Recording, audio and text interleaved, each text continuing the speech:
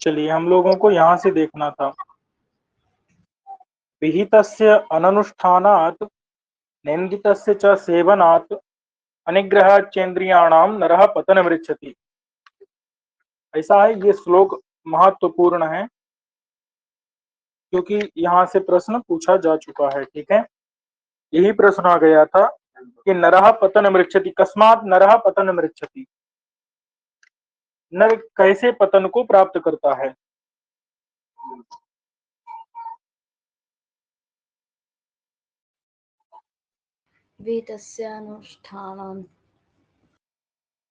तो विहितस्य अननुष्ठानात् निन्दितस्य सेवनात् और इंद्रियाणाम अनिग्रहात्। बात समझ में आ गई कि नहीं जी। जो वेद में विहित कर्म है उनका अननुष्ठान मतलब अनुष्ठान न करने से, और जो निंदित हैं वेद में उनका सेवन यानी उनको करने से, और इंद्रियों पर निग्रह यानी नियंत्रण न करने से। बात समझ में आ गई कि नहीं। जी। जो संध्योपासना इत्यादि आवश्यक कर्म है जो विहित हैं उनका अनुष्ठान न करने से, और निंदित जो कर्म है उनका सुरापानादि करने से, और इंद्रियों का निग्रह न करने से नर क्या करता है, पतन को पृच्छत यानी प्राप्त करता है, यानी पतित हो जाता है। ये प्रश्न पूछा जा चुका है, तो कहने का मतलब इसलिए आपको ये बातें पता होनी चाहिए। चलिए, तस्मात् इसलिए, तेन यह कर्तव्यम इसलिए उस वह पुरुष करे, क्या करे, प्रायश्चित्तम विशुद्धये विशुद्धि के लिए, शुद्धि के लिए प्रायश्चित्त को करे। जब प्रायश्चित्त करेगा, एवं माने प्रायश्चित्त करने से अस्य इस पुरुष का अंतर आत्मा लोकश्च प्रसीदति, इसका अंतर आत्मा जो है, अंदर अंदर जो आत्मा है वो भी प्रसन्न होगा, और जो समाज है, लोक है, वो भी प्रसन्न होगा। बात समझ में आ गई। अगर कोई पाप कर्म किया है तो उसको अपने शुद्धि के लिए क्या करना चाहिए, प्रायश्चित्तम करना चाहिए, प्रायश्चित्त करना चाहिए, क्योंकि प्रायश्चित्त करने से इसका अंतरात्मा और जो लोक है वो दोनों प्रसन्न होते हैं।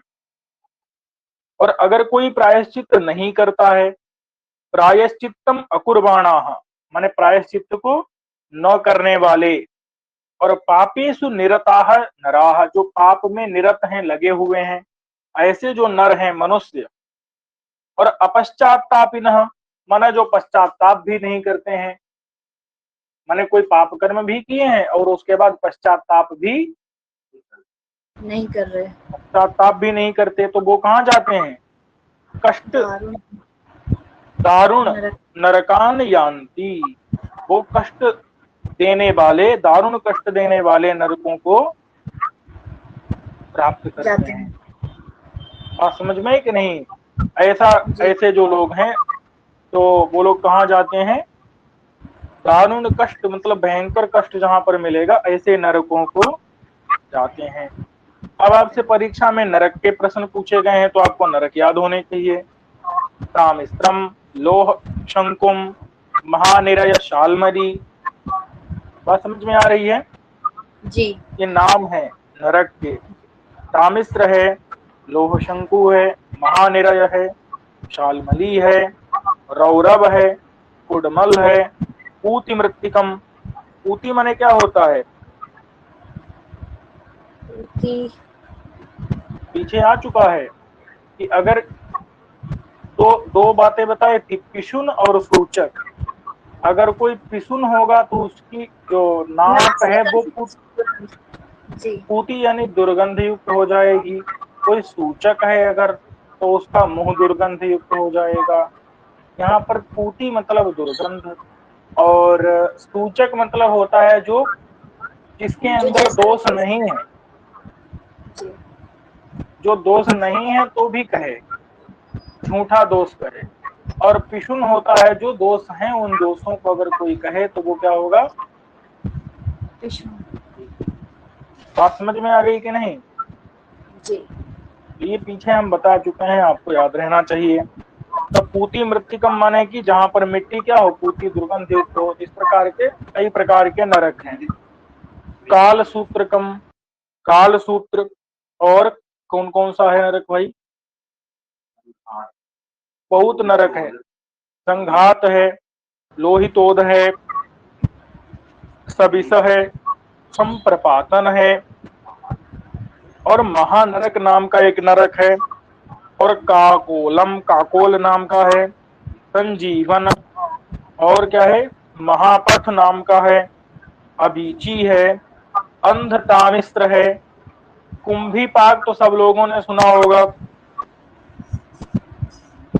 नहीं नहीं सुना है सर। कुंभी? कोई बात नहीं, जहाँ उबाला पकाया जाता है। असी पत्र वन जो है, और तापन। इस प्रकार से ये एक विंशकम माने कितने नरक 21 गिना दिए हैं? 21। 21 नरक जो है इन्होंने बता दिए हैं। ठीक है, जी। इस प्रकार से 21 होते हैं। चलिए, यहाँ तापन भी है, ध्यान देना। यद्यपि हिंदी में उन्होंने तापन नहीं लिखा है, असी पत्र वन तक ही है। चलिए गिनती कर लेना बाद में जाकर के। अब देखिए, दो प्रकार के पातक होते हैं। एक होते हैं महापातक, दूसरे क्या होते हैं? उपपातक। उपपातक। तो अगर कोई महापातक करेगा या उपपातक करेगा, और कैसे घोर, अगर घोर महापातक करेगा, घोर उपपातक करेगा, तो अगर तो क्या होगा, उसको पाप मिलेगा कि पुण्य मिलेगा? पाप मिलेगा। तो उनके द्वारा अन्वितायाम माने वो पाप से युक्त होगा। अन्वित माने संबंधित, पाप से संबंधित हो जाएगा। और अचरित प्रायश्चित्ता, अचरित, तू अचरित, तू अचरित में तू अलग कर दो, संधि है, अलग कर दो। तो अचरित माने जिन्होंने प्रायश्चित्त का आचरण नहीं किया है, अचरित नहीं, जिन्होंने प्रायश्चित्त किया है, ऐसे जो नराधम हैं, यानी दुष्ट अधम नर हैं, वो नर क्या होता है, माने नरकों में जाते हैं। जो ऊपर 21 प्रकार के नरक गिनाए हैं, उन नरकों में ये नराधम, अधम नर, नीच नर उन नरकों को प्राप्त करते हैं। बात समझ में आ गई? जो अचरित प्रायश्चित्ता, जिन्होंने प्रायश्चित्त का आचरण नहीं किया है, और महापातक और उपपातक तो किए हैं। आपको महापातक भी याद रखने हैं और आपको उपपातक भी लाइन से याद रखने हैं। अभी आपको बताए जाएंगे, वो आपको क्रम से याद रखने हैं, क्योंकि उपपातकों का क्रम पूछा गया है। महापातकों के समान और भी कुछ हैं, वो महापातक बताए गए हैं, वो भी आपको रटने पड़ेंगे। नरक भी याद करना है आपको। अच्छा, अब एक बात इन्होंने बताई कि भैया प्रायश्चित कहाँ पर काम करता है? जब आपने कोई पाप अनजाने में किया हो। अगर आपने कोई पाप जानबूझ करके किया है, तो प्रायश्चित से वहां पर निवारण नहीं होगा। वही बता रहे हैं कि अज्ञान कृतम, अज्ञान कृतम मतलब अज्ञान के कारण अगर कोई पाप किया है, तो वहां पर तो प्रायश्चित काम करेगा। प्रायश्चित ही अपैति एनः, प्रायश्चित्तों के द्वारा, एनः माने पाप, एनः माने क्या होता है?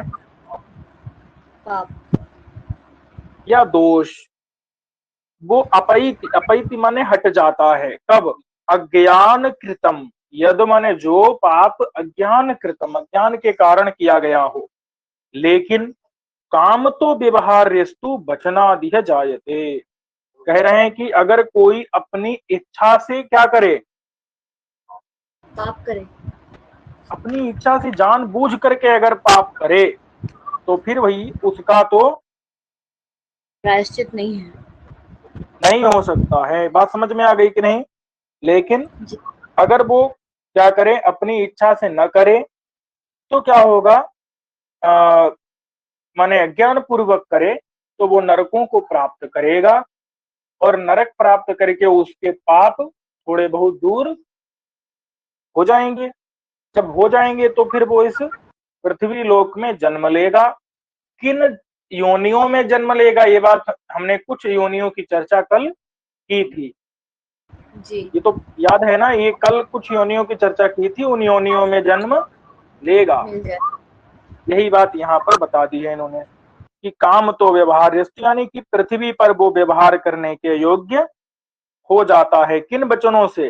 धर्मशास्त्र के जो वचन है, इन वचनों से वो पृथ्वी पर व्यवहार करने योग्य हो जाता है।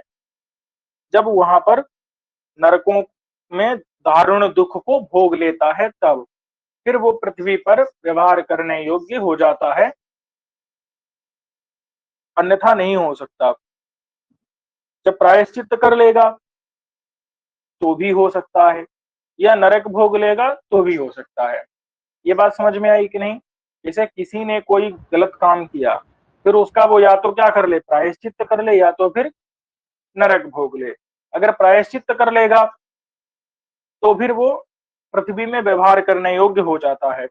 ये बात आपको भले ही अभी समझ नहीं आएगी, लेकिन जब हम आपको प्रायश्चित बताएंगे फिर आपको समझ आ जाएगी। आपको प्रायश्चित भी याद करने होंगे, कौन कौन से प्रायश्चित हैं, मतलब वो कई सारे होते हैं ना, चांद्रायण इत्यादि, तो वो आपको याद करने पड़ेंगे। चलिए अभी महापातक को रटिए। पहले क्या है, 4 और 5। 4 5, पहले तो 4 हैं, ब्रह्महा, मद्यपः, स्तेनः, गुरुतल्पकः। ब्रह्महा यानी कि ब्राह्मण को मारना, मद्यपः यानी कि मद्य को, शराब को पीने वाला, स्तेनः यानी कि ब्राह्मण के स्वर्ण को चुराने वाला, गुरुतल्पकः यानी गुरुपत्नी गमन करने वाला। ये 4 हो गए महापातकिनः। एते महापातकिनः यश्च तैहि सह संवसेत, और जो उनके साथ में निवास करेगा वो 5वां महापातकी होगा। ये 5 महापातकी पता चल गए कि नहीं? जी ब्रह्मः, मद्यपः, स्तेनः, गुरुतल्पकः, ये 4 हो गए। और 5वां महापातकी कौन होता है? जो इनके साथ में रहता है। क्या हुआ, यही सा जो इनके साथ में रहता है वो 5वां महापातकी। जी ठीक है ना? जी चलिए अब एक और बात है कि केवल ब्राह्मण की हत्या करने वाला जो है वही महापातकी होता है, ऐसी बात नहीं है। अपितु ब्राह्मण की हत्या के तुल्य कुछ काम बताए गए हैं।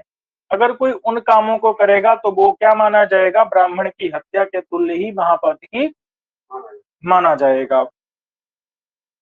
इतना समझ आ गया कि नहीं? जी जैसे अगर कोई गुरुणाम अध्यधिक्षेप, अगर कोई गुरु के ऊपर क्या करे,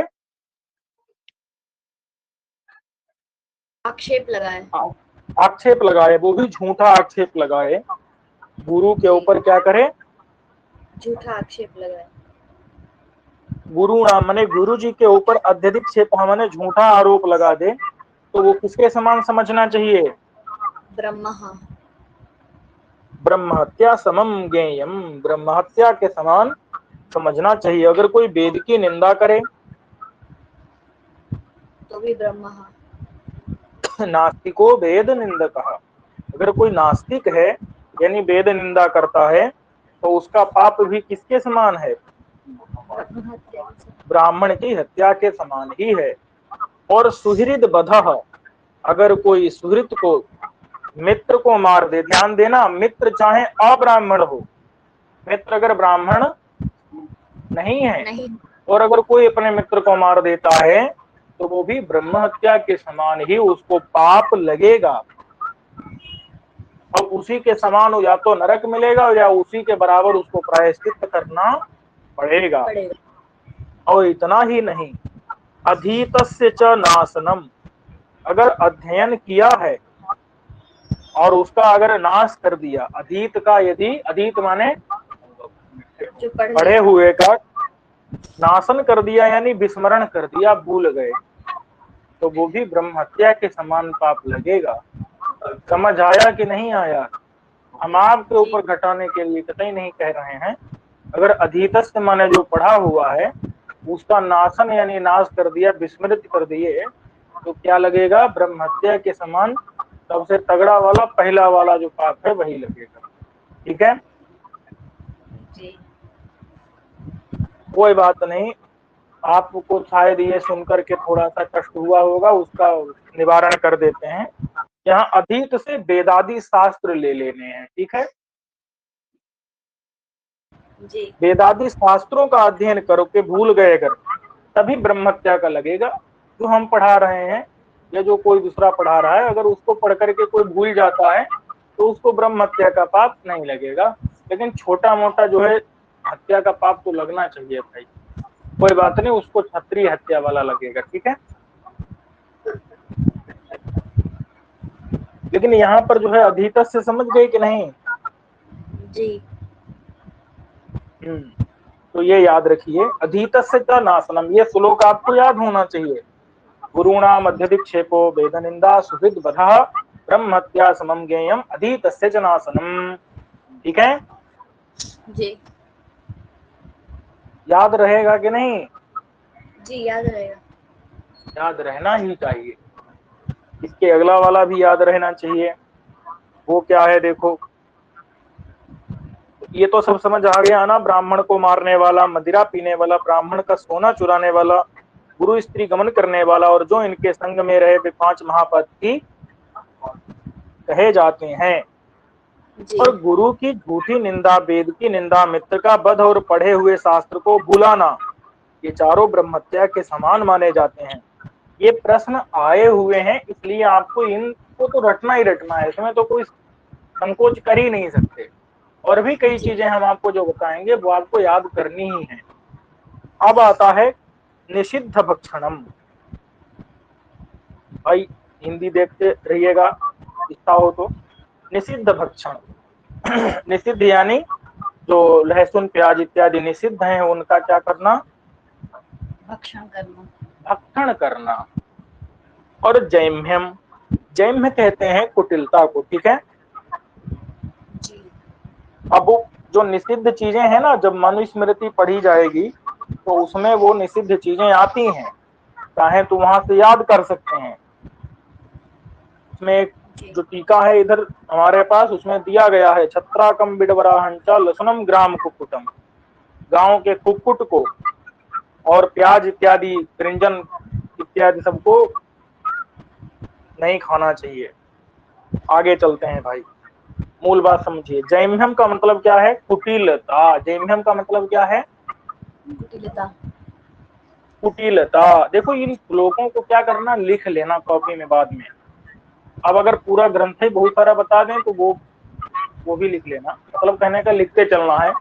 दूसरी बात यह है कि उनका अगर अर्थ नहीं समझ आता है तो वहीं पर अनुवाद भी अपनी कॉपी में ही लिख लेना है। ठीक है, तो जैम्यम, जैम्य का मतलब क्या है? कुटिलता। कुटिलता समझ में आती है ना? जी हम्म।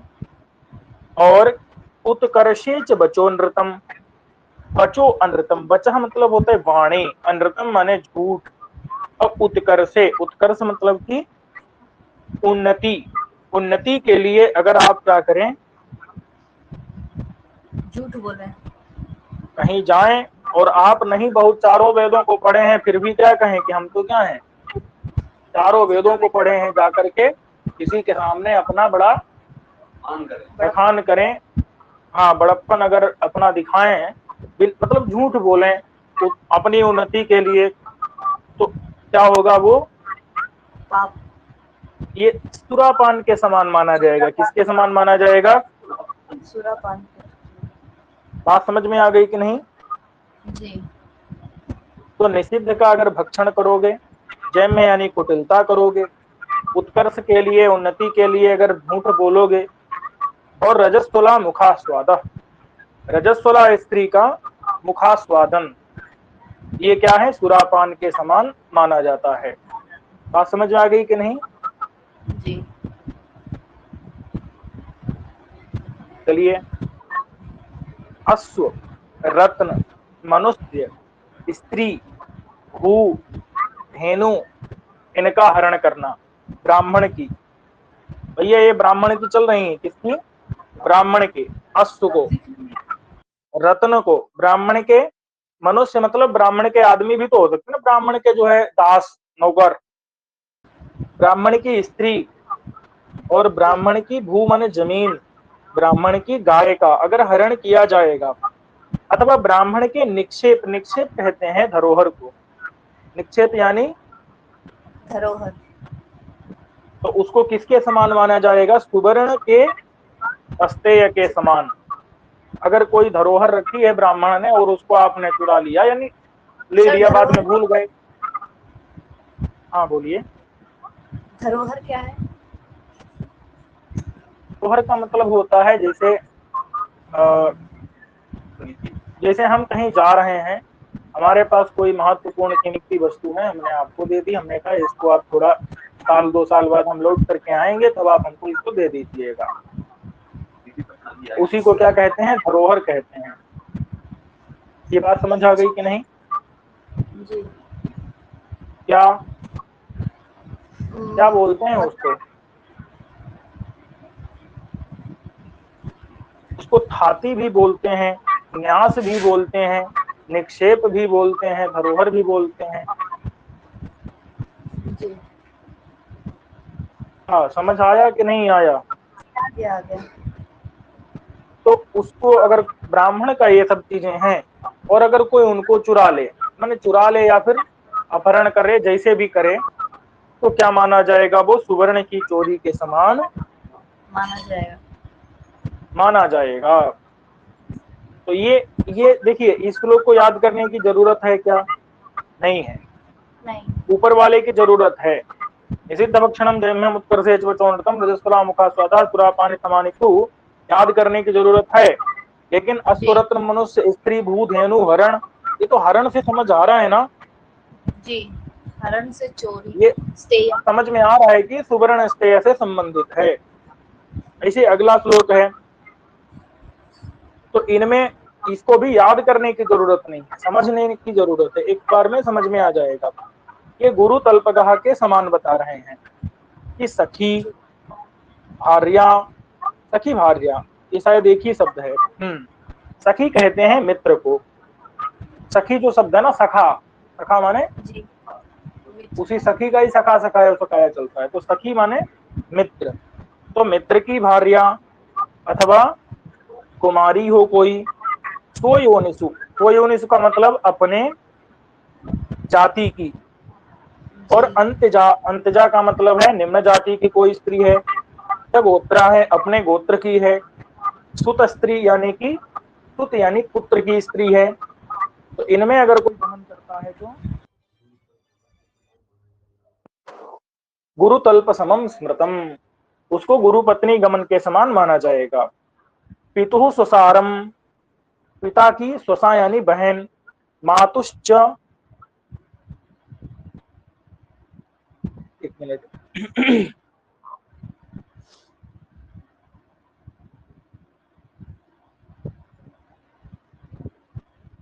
चलिए, तो पितुः सुसारम, मातुश्च, मातुश्च सुसारम माने माता की बहन, मातुलानीम, मातुलानी यानी मामी।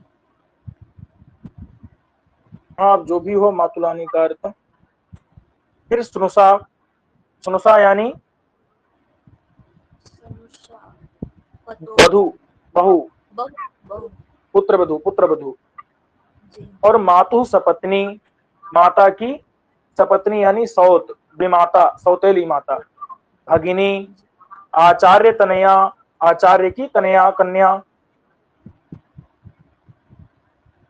आचार्य की पत्नी, स्वसुता, अपनी सुता पुत्री। इनमें गमन करने वाले को भी क्या कहा जाता है? गुरु तल्पग माना गया है, गुरु पत्नी गमन के समान ही माना गया है। और लिंगम छित्वा बधस्तस्य, उसके लिंग का छेदन करके उसका वध कर देना चाहिए।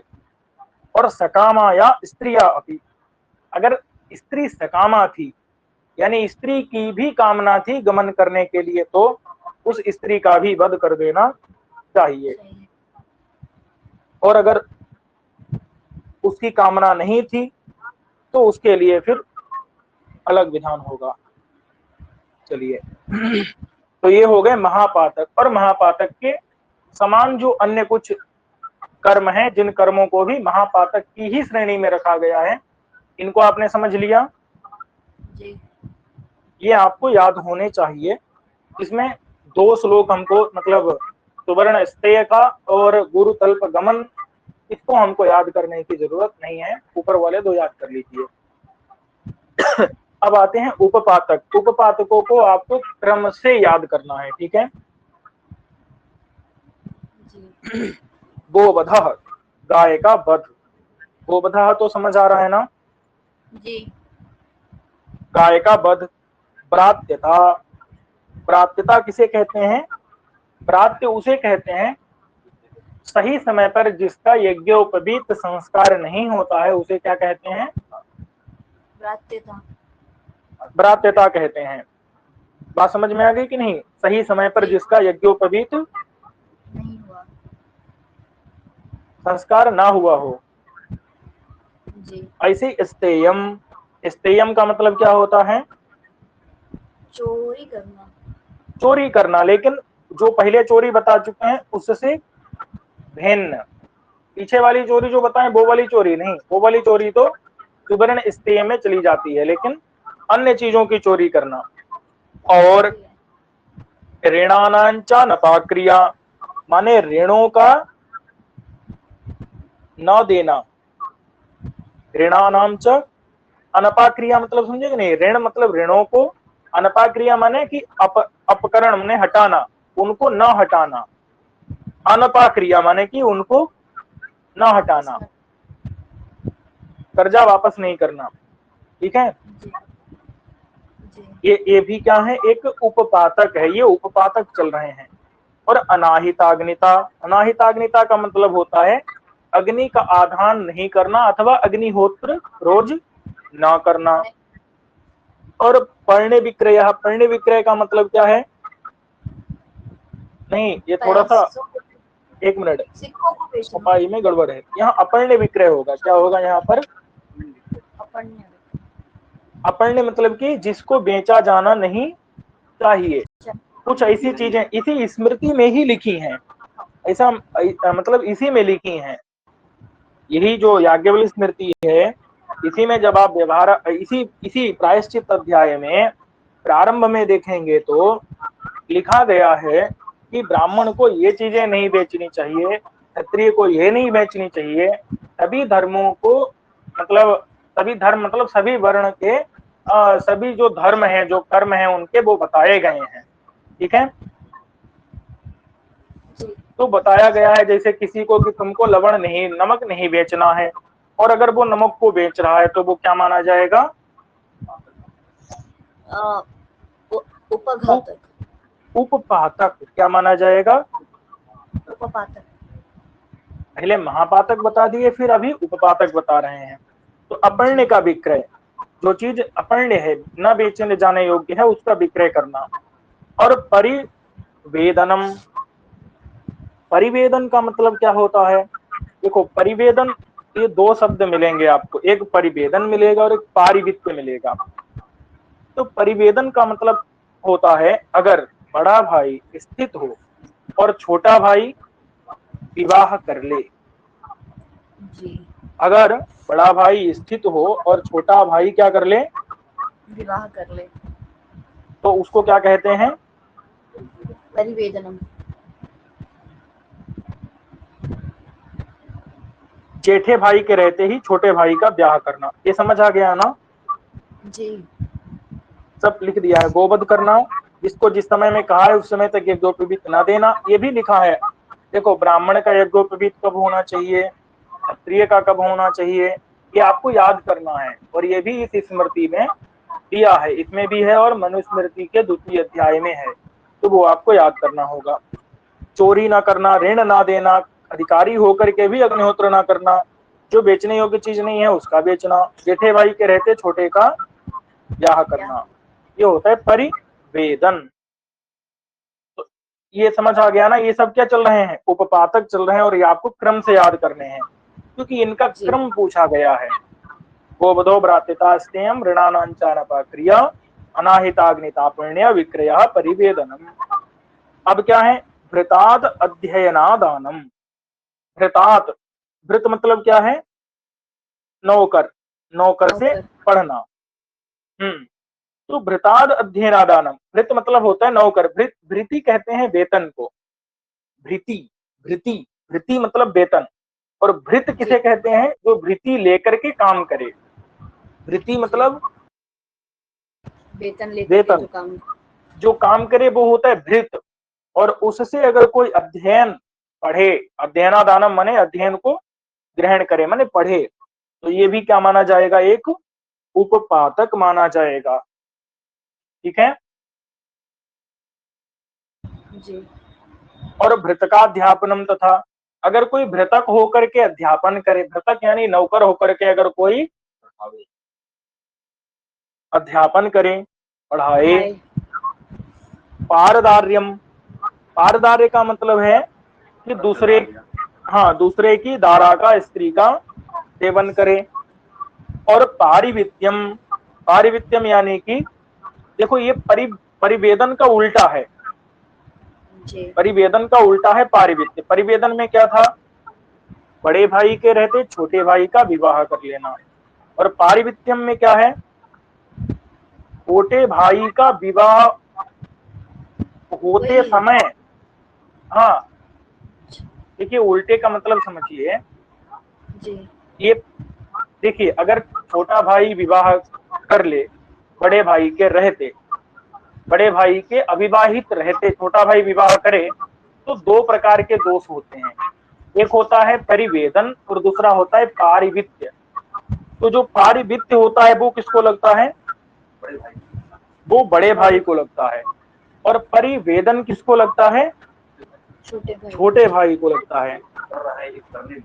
ये बात समझ आ रही है कि नहीं। जी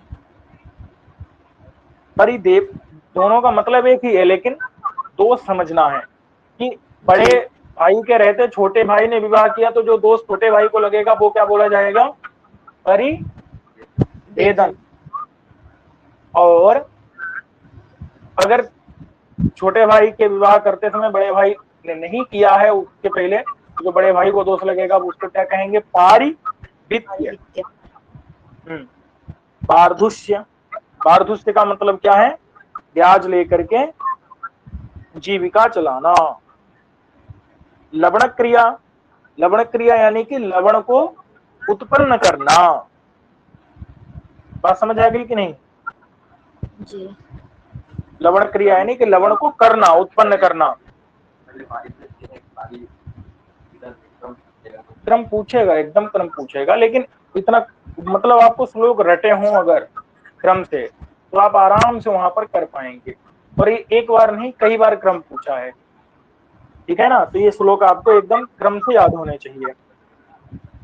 स्त्री शूद्र बिट छत्र बधो, और स्त्री का, शूद्र का, विट माने वैश्य, और छत्र यानी क्षत्रिय का वध कर देना, ये भी किसमें आता है, उपपातक।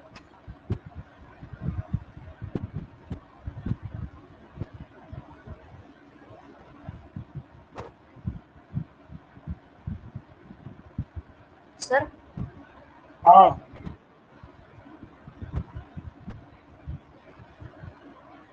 बोलिए। नहीं सर, आवाज नहीं आ रही थी इसलिए। हाँ ठीक है ठीक है।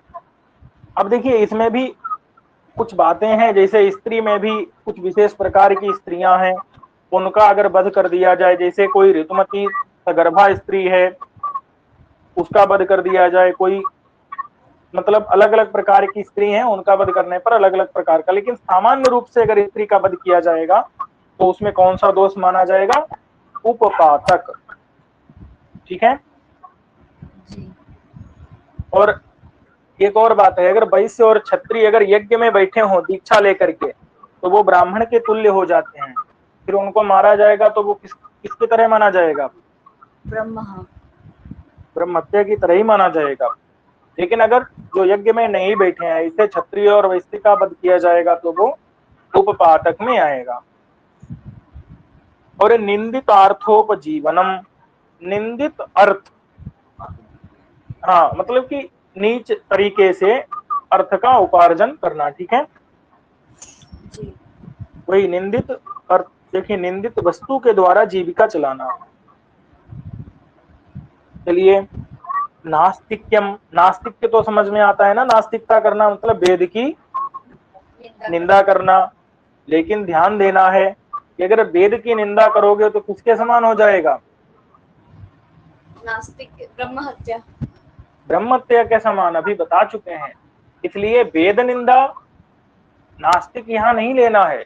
यहाँ नास्तिक से क्या लेना है कि जिस जो ऐसा कहे कि परलोक नहीं है, ईश्वर नहीं है, ये अलग बात होगी। जो परलोक नहीं है ऐसा कहे वो क्या होगा, या ईश्वर नहीं है ऐसा भी कहे तो वो क्या होगा, नास्तिक माना जाएगा, ठीक है। नास्तिक में यहाँ से कौन लिया जाएगा? जो कहे कि परलोक नास्ति परलोक, ऐसा जो आग्रह करे वो नास्तिक लेना है।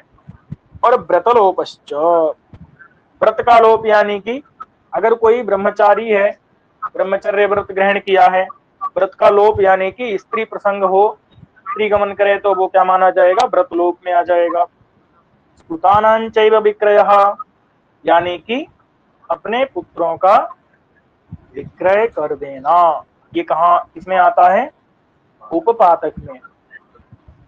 फिर देखिए, धान्य, कुप्य, पशु, स्तेय, तेयम। धान्य का, धान्य मतलब चावल इत्यादि, जो भी गेहूं इत्यादि है सब खाद्यान्न है उनका। और कुप्य, कुप्य मतलब होता है क्या? नहीं भाई, कुप्य का मतलब है ऐसा द्रव्य जिसमें कोई सार तत्व ना हो। कुप्य का मतलब भूसी हो सकती है अथवा शीशा हो सकता है, ठीक है। मतलब ऐसा जो कि जिसका कोई प्रयोजन ना हो, सार तत्व जिसमें ना हो, वो कुप्य से लेना है, ठीक है। जी और पशु, पशु का मतलब क्या है? गाय इत्यादि। इनका स्तेय मतलब चोरी कर लेना, ठीक है। जी तो उसको उपपातक में रखा जाएगा। और अयाज्यानांच याजनम, जो लोग अयाज्य हैं, अयाज्य कौन है? जो जिस जाति में है उस जाति के अगर वो कर्म कर रहे हैं तब तो वो ठीक है। लेकिन अगर वो अपनी जो जाति में कहे गए कर्म हैं उन कर्मों को नहीं कर रहे हैं तो वो लोग दुष्ट लोग हैं। और वो दुष्ट लोग क्या होते हैं? अयाज्य होते हैं। अयाज्य यानी कि उनके घर यज्ञ कराना नहीं चाहिए। उनके घर भी अगर कोई क्या करता है? याजन करता है यानी यज्ञ करवाता है तो वो उपपातकी होगा, ठीक है। जी और अयाज्य मतलब जैसे सूत्र हो गए या फिर ब्रात्य। ब्रात्य भी बता चुके हैं कि जिसका उपनयन संस्कार, यज्ञोपवीत संस्कार ठीक टाइम पर ना हुआ हो नहीं उसको क्या कहते हैं?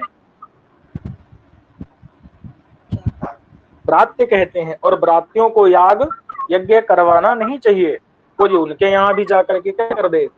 अयाज्या नाम याजनम, अयाज्यों का भी याजन करवा दे, उनके यहाँ भी यज्ञ करवा दे। और पितृ मातृ सुत त्याग, पिता का, माता का, सुत यानी कि पुत्र। सुत माने पुत्रादि का त्याग। अगर कोई क्या कर दे? त्याग कर दे भाई।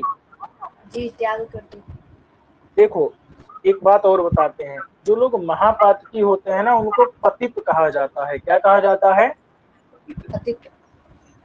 लेकिन अगर पिता और सुत अगर ये पतित हो जाएं तो इनका त्याग कर दिया जाना चाहिए।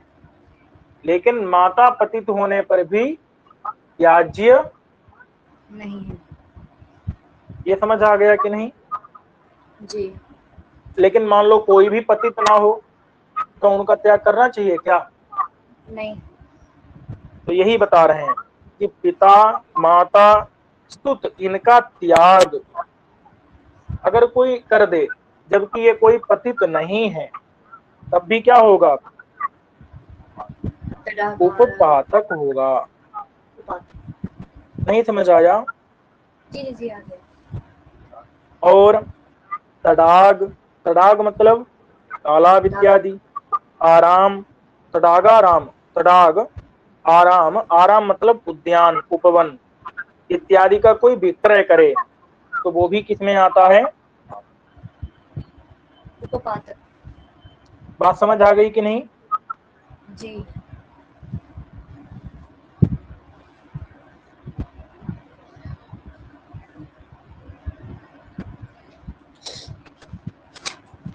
चलिए, कन्या संदूषणं चैव, यदि कोई कन्या को दूषित करे, कन्या को जी। दूषित करने का मतलब कन्या गमन नहीं, कन्या गमन अगर होगा तो वो किसमें आ जाएगा? महापातक में, महापातक। गुरु स्त्री गमन तुल्य आ जाएगा। लेकिन कन्या दूषण करे तो क्या होगा? वो उपपातक में आ जाएगा। ठीक है। और परिबिंदक याजनम, परिबिंदक, देखो परिबिंदक शब्द पहले एक बार आ चुका है, परिवेदता, परिवेदन ये आ चुका है ना। जी।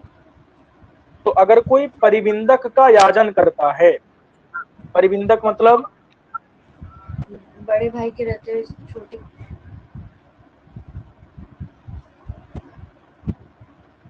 हाँ भाई क्या बड़े भाई हुआ? के रहते हुए पहले छोटा वाला शादी कर लेता है, यदि उससे कोई यज्ञ करवाता है तो। उससे कोई यज्ञ करवाता है यानी कि हाँ उसका कोई यज्ञ करवाता है तो वो किस में आ जाएगा? उपपातक में आ जाएगा। और कन्या प्रदानम, कन्या का प्रदान मतलब उसको, किसको? परिबिंदक को, परिबिंदक को कन्या भी देनी नहीं नहीं चाहिए। चाहिए। कन्या अगर देता है कोई तो कन्या दान करने वाला जो भी रहेगा वो भी उपपातकी माना जाएगा। ठीक है। जी। कौटिल्यम, कौटिल्य तो समझ आ रहा है ना? जी। कुटिलता। ठीक है। जी। और व्रतलोपनम माने व्रत का लोपन करना, कोई व्रत है उस व्रत को छोड़ देना।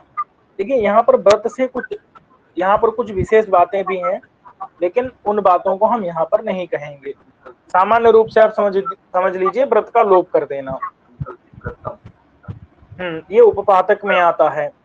और आत्मनो अर्थे क्रिया आरंभ, आत्मनो अर्थे मतलब अपने लिए कोई क्रिया का आरंभ करे, अपने लिए भोजन आदि बनाए। बात समझ में आई कि नहीं? जी। जो केवल अपने लिए भोजन बनाता है, पकाता है और खाता है वो पापी माना जाता है। नहीं आता है कुछ, केवला घो भवती केवल आदि। केवलादि, केवलम यह भुंक्ते सह, आत्म पापम कारणात् केवलम यह भुंक्ते सह, पापघात। वो पापी होता है। ठीक है। हम्म लेकिन यहाँ क्रिया से कौन सी क्रिया लेनी है? भोजन क्रिया लेनी है।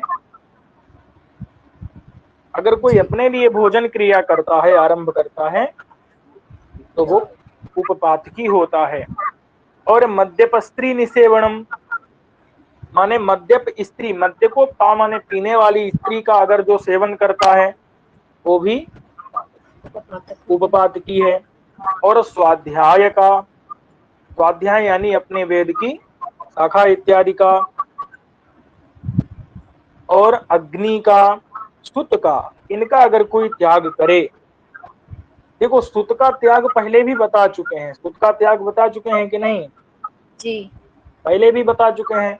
तो जी। ये सुत का त्याग का मतलब कुछ अलग है। इसका मतलब यह है कि अपने लड़के का यज्ञोपवीत संस्कार इत्यादि न करवाना।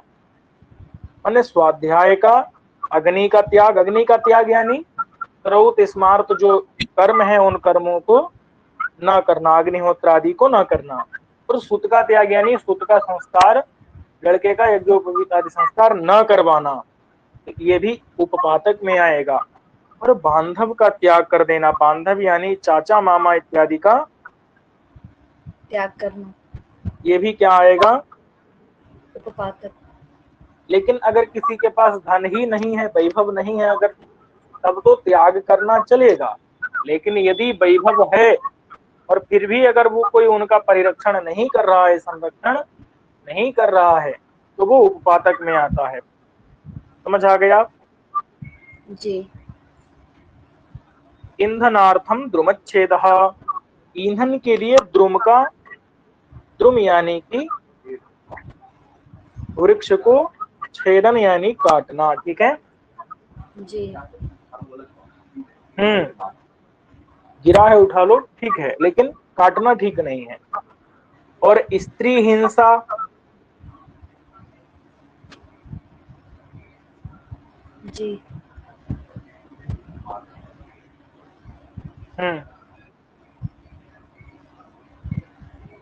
एक मिनट। स्त्री हिंसौषध जीवनम, देखिए, स्त्री जीवनम, हिंसा जीवनम, औषध जीवनम, जीवन को तीनों में जोड़ना है। ठीक है। जी। माने स्त्री के द्वारा जीवन चलाना। जीवन चलाना, माने स्त्री को जो धन मिला है उस धन से, विवाह के समय स्त्री को धन मिला करता था, 5 प्रकार का धन होता है, व्यवहाराध्याय में देखना चाहिए। और जी। अथवा जैसे भी है उसको, माने स्त्री के द्वारा जीवन चलाना। और जी। हिंसा के द्वारा जीवन चलाना, यानी कि हिंसा मतलब किसी को मार करके, किसी जीव का वध करके जीवन चलाना, और औषध से जीवन चलाना। ठीक है। औषध जीवनम यानी औषध से जीवन चलाना। औषध का मतलब इन्होंने ऐसा किया है कि किसी को वशीभूत इत्यादि करके जीवन चलाना। वशीकरण इत्यादि नहीं होता है, तो औषधों से वशीकरण इत्यादि करके फिर जीवन चलाना, इसको हिप्नोटाइज कहते हैं। वगैरह। हिप्नोटाइज वहां औषध का प्रयोग नहीं होता है, लेकिन जब किसी औषधि के द्वारा किसी को मतलब कुछ करके वश में फिर अगर किया चलाया जाए तो वो औषधि जीवन कहा जाएगा। ठीक है। जी। या हिप्नोटिज्म में किसी औषधि का प्रयोग करते हैं क्या? नहीं सर, ठीक है। कुछ मन। अब हिंस्र यंत्र विधानम च, हिंस्र यंत्र मतलब हिंसा करने वाले जो यंत्र हैं उनको विधान यानी बनाना। और व्यसनानी, व्यसन का मतलब क्या है? जो मृगया इत्यादि 18 व्यसन कहे हैं मनु ने। मनुस्मृति में 7वें अध्याय में राजधर्म में वहां पर 18 व्यसन बताए हैं।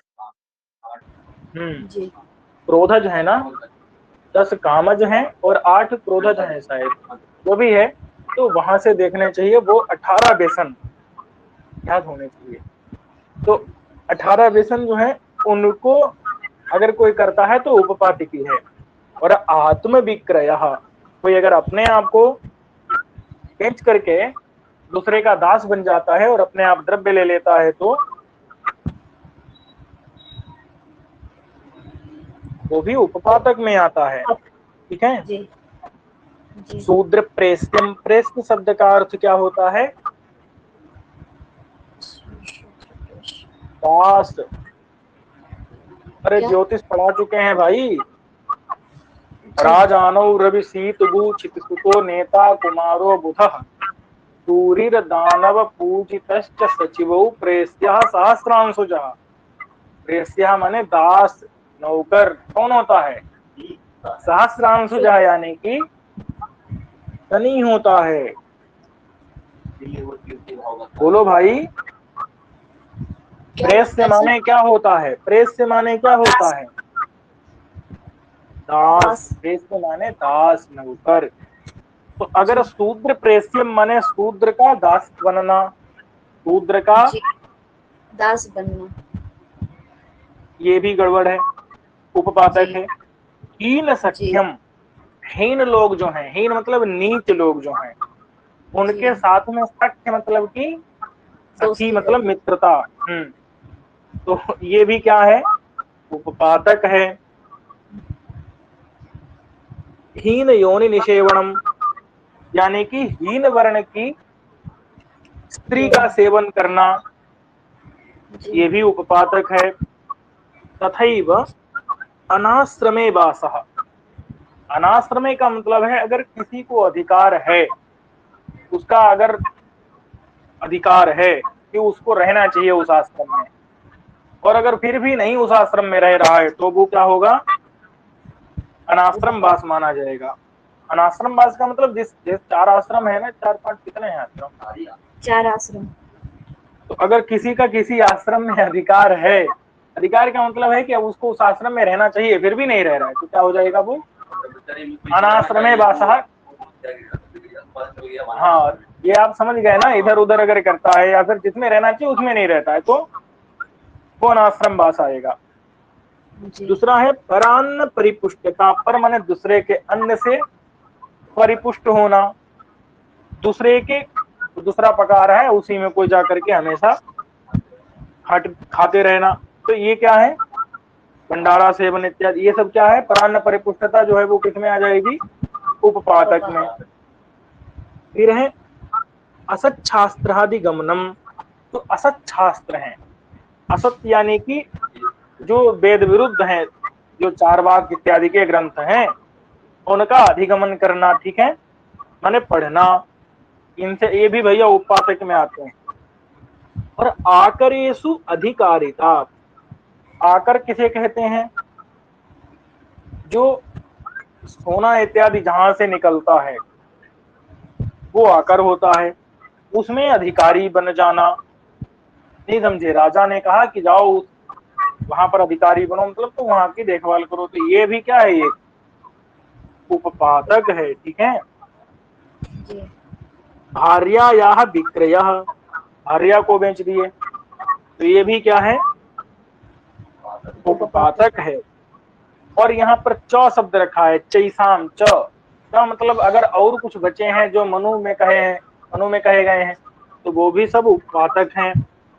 तो एकैकम उपपातकम, एक एक के नाम यहाँ पर उपपातक है, मतलब अगर आपने कोई एक भी कर लिया तो उपपातक आपका मान लिया जाएगा। ऐसा नहीं है कि सबका मिला के नाम उपपातक है, जब तक सब नहीं करोगे तब तक उपपातक ही नहीं कहे जाओगे, ऐसी बात नहीं है। नहीं इतनी बात समझ आ गई कि नहीं। जी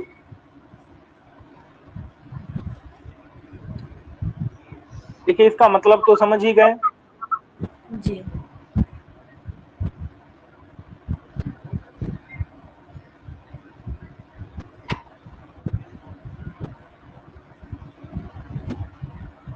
अब देखिए कुछ बातें लिखी हैं, इनको हमको पढ़ लेना चाहिए कुछ बातें, क्योंकि यहाँ से भी प्रश्न एक बार आ गया है तो मजबूरी है, पढ़ना पड़ेगा। वैसे तो इसको नहीं पढ़ते थे, लेकिन कुछ एक बार पढ़ना चाहिए। देखिए, ब्राह्मण की हत्या करने वाला सिरह कपाली, इसका मतलब देखो, ब्राह्मण की अगर हत्या करेगा तो उसका कपाल, ब्राह्मण का कपाल मिलेगा कि नहीं मिलेगा उसको, बोलो जी क्या। ब्राह्मण का सिर काटना। अरे ब्राह्मण का अगर हत्या करेगा तो जी जिस ब्राह्मण की हत्या की है उस ब्राह्मण की खोपड़ी उसको मिल जाएगी कि नहीं मिल जाएगी, मिल जाएगी। मिल जाएगी कि नहीं मिलेगी। जी मिल जाएगी। और जब मिल जाएगी खोपड़ी तो उसको क्या करना है, उस खोपड़ी को हाथ में लेना है, सिर के कपाल को, सिर में जो कपाल नहीं रहता है, जी अरे खोपड़ी में जो हड्डी, उस जी जी कपाल को हाथ में लेकर के, और ध्वजवान, ध्वजवान का मतलब है कि ध्वजा, ध्वजा बना जी करके, जी किसकी भैया ध्वजा बनानी है, कपाल की। वही बात समझ में आई कि नहीं। जी वो जो है उसको, जो सिर था ना उसका, उस सिर को ही क्या करना है, एक डंडे में ऊपर बांध करके, और वही सिर जो है ध्वजा की तरह लटकेगा, ठीक है। जी जी और फिर क्या करना है भैया, ये समझ आ रहा है ना क्या बोल रहे हैं। जी जी आ रहे हैं। सिर रूपी कपाल को ले, सिर के कपाल को लेकर के और कैसा, उसको ध्वजा के रूप में लटका करके। अब भिक्षासी, भिक्षा मतलब तो पता है ना। जी भी। अब आशी का मतलब है खाने वाला। भिक्षाम असनाति इति भिक्षासी, मतलब भिक्षा को लेकर के क्या करे, खाना खाए। खाए। और कर्म वेदयन, कर्म को, वेदयन का मतलब होता है दूसरे को जनाना, दूसरे को बोधित करना। अपने कर्म को लोगों को बताए कि मैंने इस ब्राह्मण को मार डाला है जिसकी खोपड़ी हमारे डंडे पर कटती हुई है। ठीक है।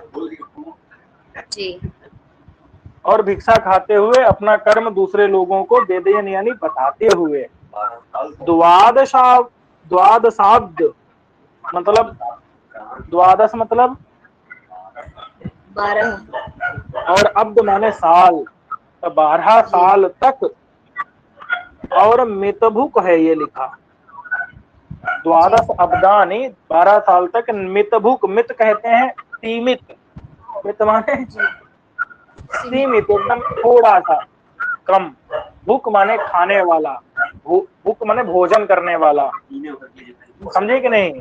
तो जो छोट जी। माने बहुत कम कम खा करके बुद्धिन आपने आप ब्रह्म हत्या के पाप से वो क्या हो जाता है, बोलिए। ब्रह्म हत्या के तो तुल्य कहलाता है। नहीं, वो ब्रह्म हत्या के पाप से मुक्त हो जाता है। ये ब्रह्म हत्या का जी। प्रायश्चित बता दिया। जी। ब्रह्म हत्या का प्रायश्चित क्या है, समझ आया ना। जी। पर ये क्या जो है, जानबूझ के करते हैं उनके लिए नहीं होगा ना। ये आया तो कि जान, हम्म, जो ब्राह्मण का ब्राह्मण का हत्या करता है तो उसका जो कपाल है उसको ध्वजा की तरह मतलब डंडे में खोस करके और ऐसे लेकर के घूमना है, सबको बताना है कि मैंने ऐसा वध किया है, और सबसे भिक्षा मांग करके मितभुक मतलब थोड़ा थोड़ा खाना है, और 12 वर्ष 12 तक। साल तक। जी। हम्म, तब 12 वो साल तक। शुद्धि को, तब शुद्धि को प्राप्त करता है। जी। ये ब्रह्मा का प्रायश्चित बताया। जी। और भी विकल्प दे रहे हैं दूसरा, कि ब्राह्मणस्य परित्राणात, ये दूसरा विकल्प है। कि मान लो जी। अगर कोई डकैत, कोई चोर, कोई दुष्ट किसी ब्राह्मण को क्या कर रहा हो, परित्राण। मार बचा रहा रहा हो। हो, अच्छा। मार रहा हो, लूट रहा हो, मार रहा हो, जान से मार रहा हो। और इस आदमी ने, जिसने क्या किया है, ब्रह्म हत्या की है, ये जाकर के उस ब्राह्मण को बचा ले, अच्छा। तो इसकी ब्रह्म हत्या का पाप छूट जाएगा। जी। समझ आया क्या। जी आ गया। एक को मारा, दूसरे को बचाया, तो ब्रह्म हत्या का पाप छूट जाएगा। ब्रह्म हत्या के पाप से छूट जाएगा। मुक्त हो जाएगा। अथवा, अथवा गबाम द्वादश कस्य च, द्वादश कस्य माने 12, गबाम माने गायों को। अगर बात समझ में ये पहले आ गई कि नहीं, अगर कोई ब्राह्मण को मार रहा हो जी। और जाकर के क्या करे, ब्राह्मण को बचा ले, जी। तो छुटेगा। अथवा अगर कोई गायों को, 12 गायों को मार रहा हो, अब वो गायों को कितनी भी मार रहा हो, अगर 12 गाय बचा ली तो क्या हो जाएगा, ब्रह्म हत्या के पाप से मुक्त हो जाएगा। बात समझ में आ गई कि नहीं। जी आ गई। और तथा अश्वमेधा अवभृत स्नानात, अश्वमेध यज्ञ में कुछ अवभृत स्नान होता है भाई, ये तो वो लोग बताएंगे। तो उसमें अगर पहुंचता है, अवभृत स्नान कर लेता है, तो भी ब्रह्म तो भी हत्यारा 12 वर्षों तक उसको पूर्वोक्त प्रक्रिया बिना किए भी शुद्धि को प्राप्त कर लेता हो है। जाएगा। बात समझ में आ गई कि नहीं। जी। और जब नहाएगा तो वहां पर भी अपना पाप तो बताएगा ही। और वहां की जो भी विधियां हैं बहुत सारी मनुस्मृति में दी गई हैं। और भी बता रहे हैं विकल्प भैया, कि दीर्घ तीव्रामयग्रस्तम ब्राह्मणम गामथा पिवा दृष्ट्वा पथि निरातंकम कृत्वा वा ब्रह्महा शुचि। दीर्घ तीव्र आमय से ग्रस्त, ठीक है। दीर्घ मतलब बहुत काल से, तीव्र, तीव्र यानी कि बहुत कठिन, आमय माने कि कोई व्याधि, कोई रोग, कोई कष्ट, ठीक है, जैसे कुष्ठ इत्यादि, जी। ठीक है। हाँ जी। दीर्घ मतलब दीर्घ काल से, कोई तीव्र यानी कोई भयंकर, आमय यानी रोग लगा हुआ है, अगर किसी रोग से ग्रस्त है कोई ब्राह्मण अथवा गाय, गाय। उसको दृष्टवा माने पथि, पथि माने रास्ते में, दृष्टवा माने देख करके, और निरातंकं कृत्वा, निरातंकम यानी कि उसका जो आतंक है उसको माने निर्गत करके हटा दे, यानी उसके कष्ट को हरण कर दे। तो ऐसा ब्राह्मण का हत्यारा भी पाप से छूट शुचि, जाए। पाप से मुक्त हो जाता है। और ये ब्रह्म हत्यारा ही नहीं, ब्रह्म हत्या के तुल्य जितने भी पाप बताए थे ना, कोई कुछ भी करे तो वो मुक्त हो जाता है। अथवा जी। आनीय विप्र सर्वस्वम हरतम घातित एव वा तन्निमित्तम क्षता शस्त्रैर जीवन नपि विशुद्धति, यानी कि विप्र सर्वस्वम, यानी विप्र का सर्वस्व, हृतम का मतलब होता है हरण कर लिया गया हो। किसी विप्र का सर्वस्व जो है, मान लीजिए कोई चोर आया और किसी ब्राह्मण का सर्वस्व उसने, चोर ने क्या कर लिया, हरण। हरण कर लिया। तो विप्र के सर्वस्व को, जो हृत सर्वस्व है, उसको आनीय माने ला करके अगर उस विप्र को लौटा दे तो वो व्यक्ति ब्रह्म हत्या के पाप से मुक्त हो जाता बच है। जाएगा। बात समझ में आ गई कि नहीं? जी। घातित एव वा, घातित का मतलब क्या है कि जो उस विप्र के धन को लेकर के अपहरण करके गया है, उससे घातित माने घायल हो जाए, उससे घायल हो जाए। घायल हो जाए। यदि घायल नहीं हुआ, ऐसे जाकर के छीन लाया भाई, तब तो नहीं माना जाएगा। ऐसे तो वो नहीं मतलब समझे, चोट पहुंच। अब ऐसे तो प्लान करवा लेगा, कहेगा जाओ भाई तुम विप्र का सर्वस्व छीन लेना और हम क्या करेंगे, तुमसे लेकर के उसको दे देंगे जाकर के। नहीं समझे? ये नहीं चलेगा। अपहरण करके ले गया हो जो, वो वास्तव में अपहरण किया हो, और ये जाए जाकर के वास्तव में लड़ करके घातित हो जाए, ठीक है। अब घातित में हो सकता है मर भी जाए तो भी मुक्ति मिल जाएगी, और नहीं मरा अगर तो भी मुक्ति, अधमरा हो जाए तो भी मुक्ति मिल जाएगी, ठीक है। तन निमित्तम, उस ब्राह्मण के निमित्त, शस्त्रैहि, शस्त्रों के द्वारा क्षतः, क्षत विक्षत हो जाए, घायल हो जाए, तो जीवन नपि यानी जिंदा रहते हुए भी फिर वो विशुद्धति, शुद्ध हो जाए, शुद्ध हो जाता है। और घातित माने मर जाए तो भी, ठीक है। जी। जी। घायल होकर के जीवे और यदि मर जाए तो भी ब्रह्म हत्या से दूर हो जाता है। बात समझ आ गई कि नहीं? जी। ठीक है। इस प्रकार से ये कुछ ब्रह्म हत्या वाले हैं। फिर ऐसे ही कुछ दूसरा क्या था, सुरापान, सुरापान। सुरापान। सुरापान वाले मिलेंगे, ठीक है। जी। तो सुरापान वाला थोड़ा सा हमको देखना है। उसी प्रकार से फिर हमको ब्राह्मण स्वर्ण हरण का मिलेगा। सुरापान में क्या करते हैं, कुछ नहीं करते हैं, बस सुरा पिला देते हैं गर्मा गर्म।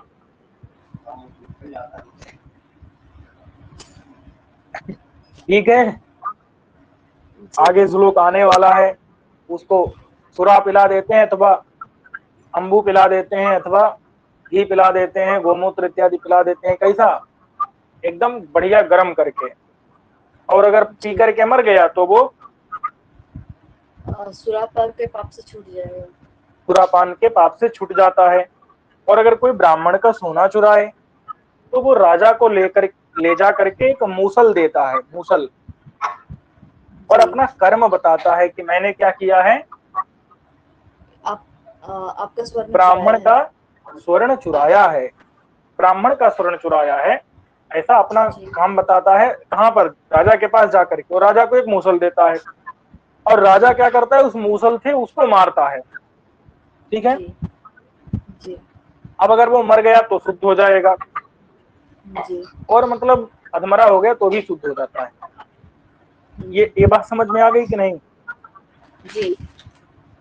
और जो गुरु स्त्री गमन करता है तो उसको क्या करते हैं, एक लोहे की सैया पर, मतलब सामान्य लोहे की सैया नहीं, तप्त तप्त लोहे की सैया, और उस पर तप्त एक लोहे की स्त्री, उसके सहित मतलब उस पर वहां पर शयन करा देते हैं तो वो मुक्त हो जाता है।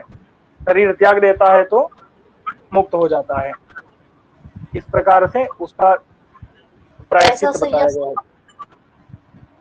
लोहे की सैया पर, एक गरम लोहे की सैया पर गरम ठीक। एक मतलब लोहे की स्त्री का शरीर बना करके, और उस शरीर पर उस कर्म करने वाले को लिटा दिया जाता है और वो मर जाता है, और वो उस पाप से मुक्त हो जाता है। गुरु स्त्री गमन इत्यादि जो भी पाप थे उनसे वो मुक्त हो जाता है। ठीक है।